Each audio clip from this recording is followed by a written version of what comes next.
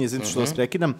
Interesuje me u tom trenutku, znači za dete koje ima 14, 15, 16, 17 godina to u srednjoj školi, u stvari od 15. do 19. u srednjoj školi, taj sistem školovanja je poprilično naporan, gde jedno dete tog uzrasta nema vremena da se druži sa svojim vršnjacima, pogotovo što idu u dve različite škole. I nema ono... U dva različita grada. Tako je. Interesuje me koliko je tu bila jaka motivacija i koliko je tu uopšte bilo do roditelja, da li su bili uporni, da li ste jednog trenutka rekli, ma ja ovo neću, ili niste imali u tom vremenu uopšte mogućnosti da to kažete svojim roditeljima? Motivacija je bila ogromna, a upornost moje majke na granici patologije.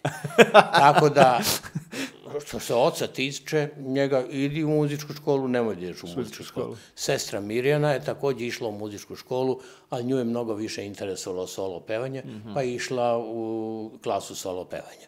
Međutim, ja sam uporno gurao klavir u muzičkoj školi, ali u tim godinama, to su 13. 14. postoji još neka interesovanja. Tako je, zato je pitanje. Tu se kod mene u Pančevu razvilo interesovanje za narodnu muziku i za džez. Kako za narodnu muziku? Vraćam se jedno veče sa nastave iz niže muzičke škole, bila je skoro noć. I prolazim pored jedne zgrade gde čujem harmoniku da svira narodnu muziku, a prozori otvoreni. Pogledam unutra, đuskaju neki klinci, a jedan stariji gospodin svira jednu sivu harmoniku, klavirsku. Ja diskretno uđem i stanem na vrata. On napravi pauzu, taj gospodin, i kaže, ko si ti? Ja kažem, ko sam? A šta ti umeš? Ja kažem, ja idem u muzičku školu, sviram klavir. Sedi za klavir. Ja sedem za jedan klavir na 3 noge, ono su sve pijanina po muzičkim školama, to je već ozbiljna stvar. Kaže, sviraj nam nešto. Ja počnem da improvizujem muziku koju volim da sviram.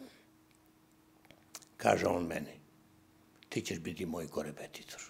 Ja nisam znao šta znači reč korepetitor, pa čim sam došao kući, otvorio sam leksikon i vidim da je to tako. Danas bi išli na Google.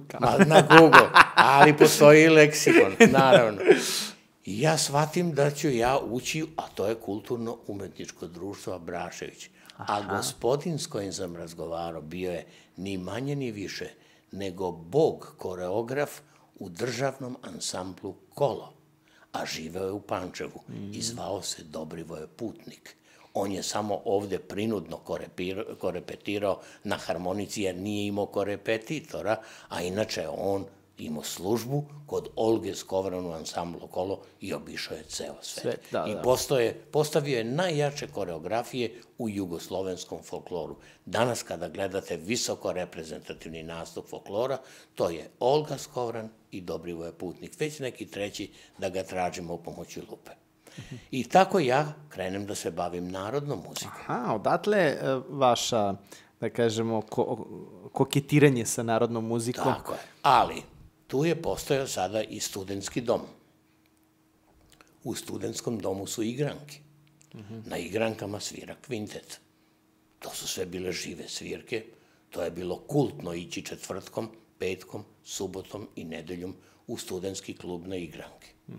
A gde se on nalazi? U centru Pančeva, pored crkve sa 2 tornja, takozvani Jabučki put, odnosno ulica Dimitrija Tucovića. 3 kuće od moje kuće u kojoj smo stanovali. I pošto sam ja i to petljao kod kuće, ljudi primete da ja i to umem, a uvek je potreban pijanista. I ja to uletim kao pijanista.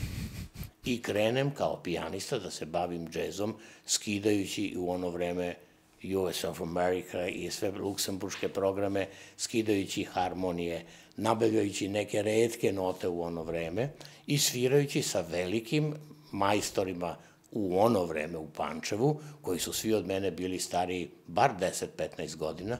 Ja sam učio od njih, ali boga mi imali su oni tu i tamo ponešto da nauče i od mene. Pa dobro,